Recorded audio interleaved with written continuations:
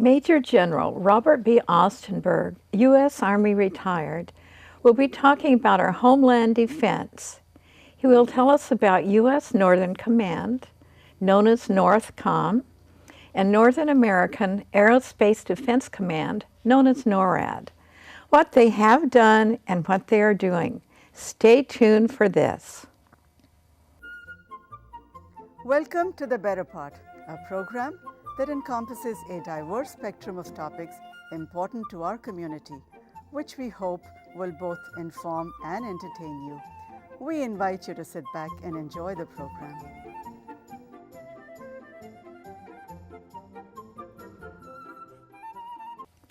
I'd like to introduce Major General Robert B. Ostenberg, U.S. Army retired. Thank you for coming once again, General. It's such a pleasure to have you here. Pleased to be with you. Now, a lot goes on in different government agencies with their surveillance and so forth of the airports and the seaports and borders and all our infrastructures, both financial and physical. But we're going to be talking about actual defense. And please tell us about NORTHCOM and about NORAD. Well, NORAD was created in 1958, and it's a binational command, and that's between Canada and the United States. And it was created to protect us from evil approaches from mainly missiles. So certainly, its primary mission is the aerospace defense and warning, and also to command the aerospace environment. In 2006, they added maritime warning because we realized there were a lot of things that were coming into this country and into Canada through sea approaches, and so that was a requirement to take care of the full mission complementing the air and the sea. Now, after 9/11, 2001 and early 2002, it was obvious that we needed to protect our nation not just from looking out, but from looking within. And so they created a U.S. NORTHCOM. The commander of NORAD was a 4-star U.S. general. The deputy is a 3-star Canadian general. In NORTHCOM, the same general commands both organizations. And then he has a deputy commander that's a U.S. general or admiral. And so that kind of a command, he gets to look at both the air and then the new mission, which was security of the United States, is number one. Number two, they have some responsibility to react to internal natural disasters and serving and helping the civilian authorities. And then number three is security cooperation with all the other agencies to make sure our country is secure. So that's kind of morphed into a different approach than when I was there from 2005 to 2008, because the amount of information that we learned from Katrina, for instance, in 2005, and how to and how not to do things, how to respond, which was done very well, but responding in a way that is a complete response and takes care of all avenues of need and security. In Katrina, you might recall that the mayor of New Orleans, Mayor Nagin,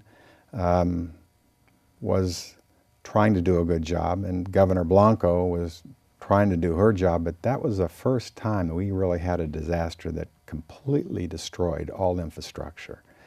And so the local authorities had a very tough time, and they did, however, get the National Guard out and start getting help in that area. But let me explain how NORTHCOM got involved.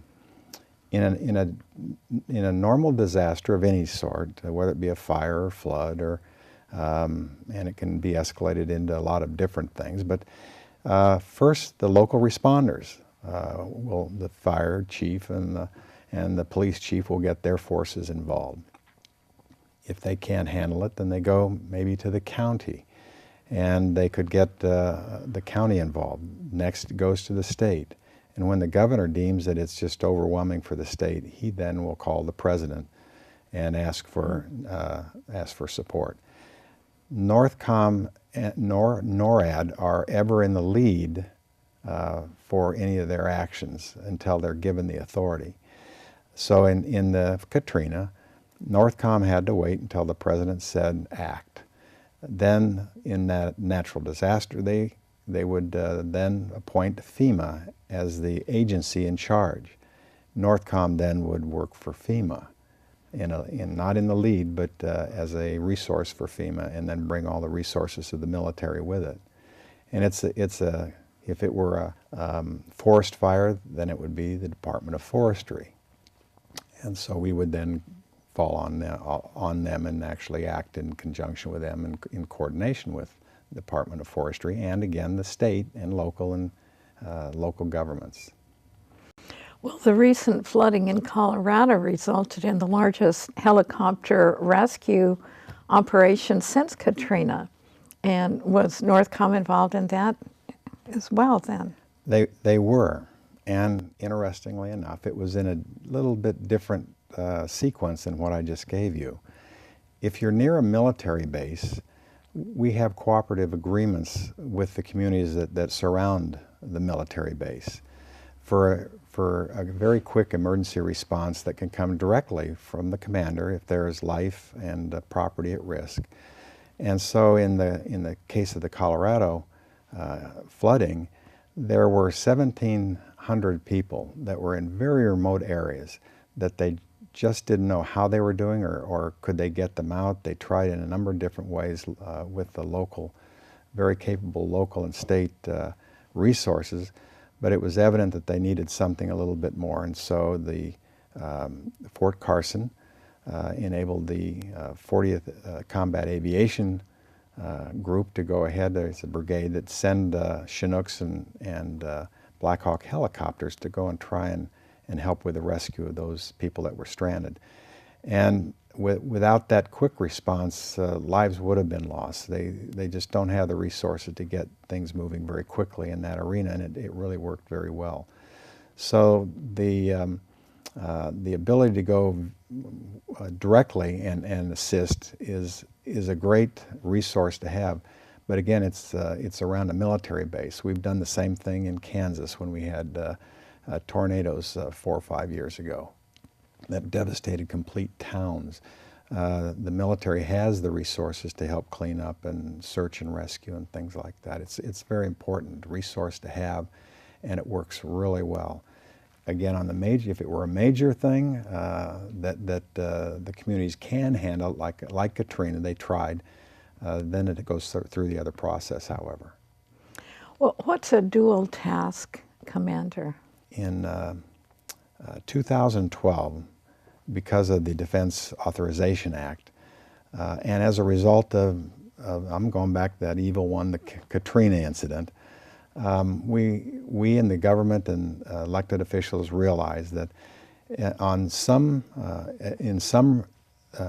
disasters, it's going to be very beneficial to have somebody that has dual status, and by that I mean that they have the authority from the governor to take action within the state, and that can be very early on, and they also have the authority to command the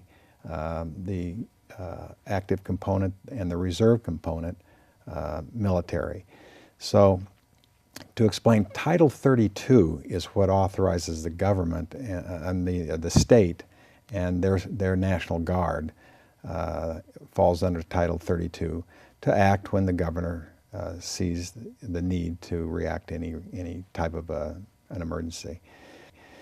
The federal forces operate under Title 10, and therein lies the rub. If you have something that involves both forces, Title 10 and Title 32, then you need a dual-hatted commander that can actually do that. And normally, in most cases, it's going to be a National Guard, two-star general, could be a one-star, and we've had even down to colonels in some of the operations that we've seen since Katrina. that one individual now has the unity of command over all those forces, and it's really makes a big difference. It because seems a lot more efficient to have, you It- know, it you don't actually have is. two things going at once. It can be better coordinated. And very early on, it was discussed in 2007, but it was probably one of the most significant improvements in the process since in the last 10 years, the last decade. Well, speaking of catastrophes, how well are we prepared for a weapons of mass destruction attack here? Well, far better off than we may have been 10 or 15 or even 20 years ago. The preparation for an attack, an unknown attack, is always difficult. So the question would be, okay, is it going to be nuclear, biological, chemical, using radioactive type of devices? So they have, it's the acronym for that, and I didn't give them I should have probably given them in the right order, is CBRN, CBRN, chemical, biological, radiological, and nuclear. Those types of things to improve, how do you improve in those? Well, technology will take care of that, because we need to, if we are attacked, need to work in an environment that is now a dirty environment. We need to save lives, and so you need to know how to decontaminate, and you need people that are specially trained for the environment that they're going to be in. And we have now 18,000 trained individuals, both in the National Guard and the Army Reserve, and other reserve forces also have their share too, and the active component. And they are there just to react toward one of those 4 incidences that might occur. We also have in the force in the Army Reserve has more medical resources, especially if you're going to need a medical that is set up in a temporary site, in temporary facilities, to react to those types of events. And they can do that in a clean environment by decontaminating the individuals coming in, have decontamination of items that they use, and those things. So it's great to be prepared. Thank goodness we have not been tested in that area, but they do mission testing all the time. Number 1, we get better equipment. Number 2, and number 3, they have exercises where they will recreate a situation that is very similar to what might happen, and see how they can react to it. And they don't do them just in one location, they do them around the country, so we can get a good feel for the training level of all those that have been that need to be involved in that kind of an incident. What about ballistic missiles? Well, we have just beefed up in Alaska the number of anti-ballistic missile systems that we have. And I guess I'll go back to a reference when I was at NORTHCOM in 4th of July, I believe 2006. And the North Koreans were going to launch a Taepodong-2 missile. It was a test flight, but they had been working on this as a multiple stage rocket that had the capability of going long distances. And so there was great concern within our country what it could hit. Could hit Japan, could hit South Korea, could hit some of our allied locations. And potentially, if they got better distance out of it, could hit the continental United States. So as the launch approached, and it was something that was known by the U.S. that it would be taking place in a certain period of time, the decision had to be made. Okay, do we let this thing go, or do we shoot it down? And there was a lot of conversation about, well, you know, you guys haven't practiced this. Have you ever taken a shot, and are you going to miss? And you know, there's an arc that comes up and comes down, and you have certain places along that arc that if it's too shallow, you can't shoot yet. But once it gets up there, but at the speed these are going, there's only a small period of time to be able to hit something like that. But we were very confident that it could be done. Well, the missile launched, and we did have a plan to deal with it if need be, but I've seen reports where it only lasted 30 seconds, 20 seconds, 40 seconds, but it didn't last long, and then it just self-destructed. It didn't, and they have not been able to really have a successful launch of that particular missile. But the talk still went on, what if? Could you guys, could you hit the darn thing?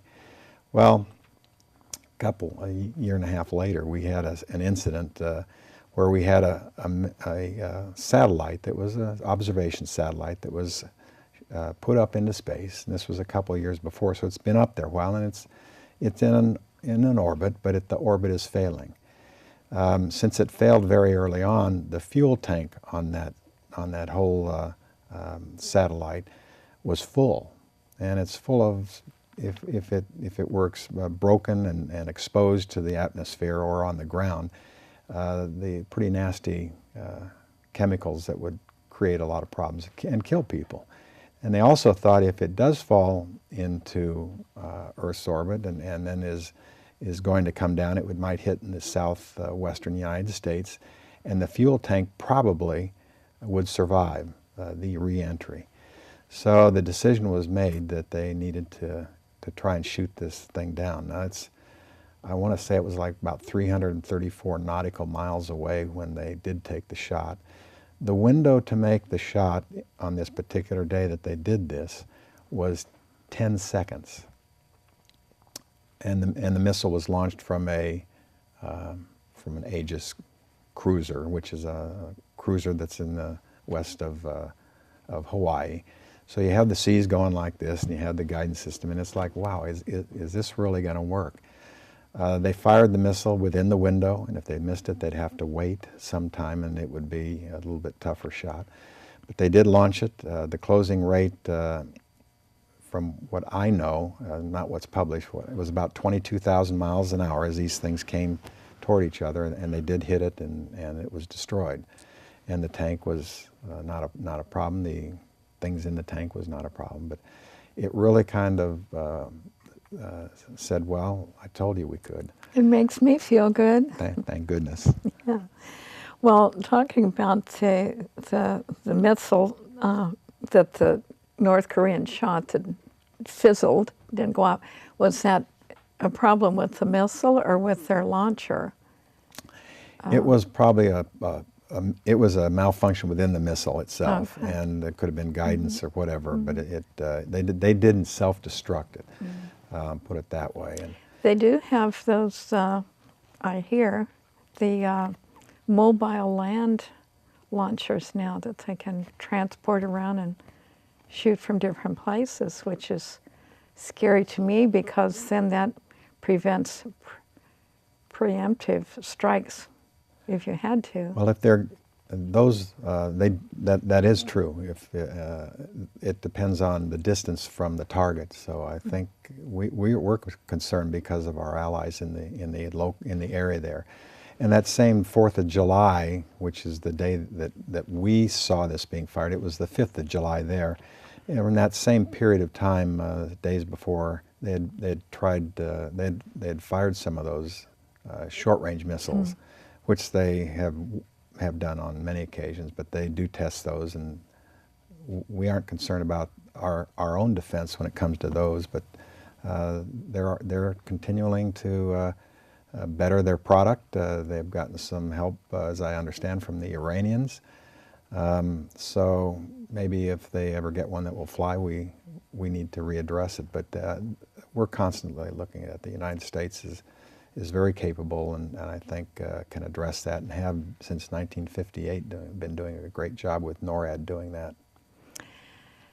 So it's kind of scary with all these kind of renegade type nations having nuclear capabilities. I'm feeling very vulnerable.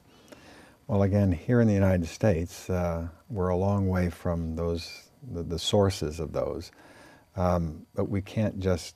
And we are concerned about, as I said, the NORAD's mission is aerospace, basically security and warning. We have a long way for a missile to come from any other nation, but you have to be also concerned about our allies, and make sure that they have those types of weapons too. And as we've seen in smaller wars where smaller missiles have been launched, they have the Patriot missile system, defensive positions. We use them, you know, in Kuwait, and we use them in other places. So that takes care of that. To have North Korea fire a nuclear missile at South Korea, they're probably going to get a lot of the, I mean, they have problems if the fallout affects them too, and I'm not sure if they would do that. That's above my level. And then Iran, how worried do we need to be about Iran? You know, I'm sure are dealing with it at the highest levels. It's sometimes surprising that they are making the strides that they're making and unabated, but I think that's right now in a political arena, trying to make sure that we can protect ourselves. It's not a military issue for us.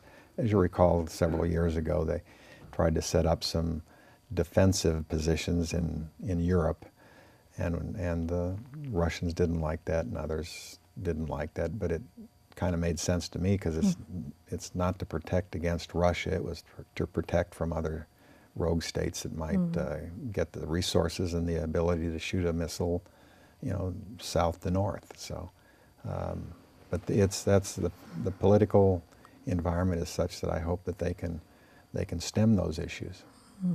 So our defense system is always contending with that. Now we hear about, you know, downsizing the Army and downsizing our supplies and so forth.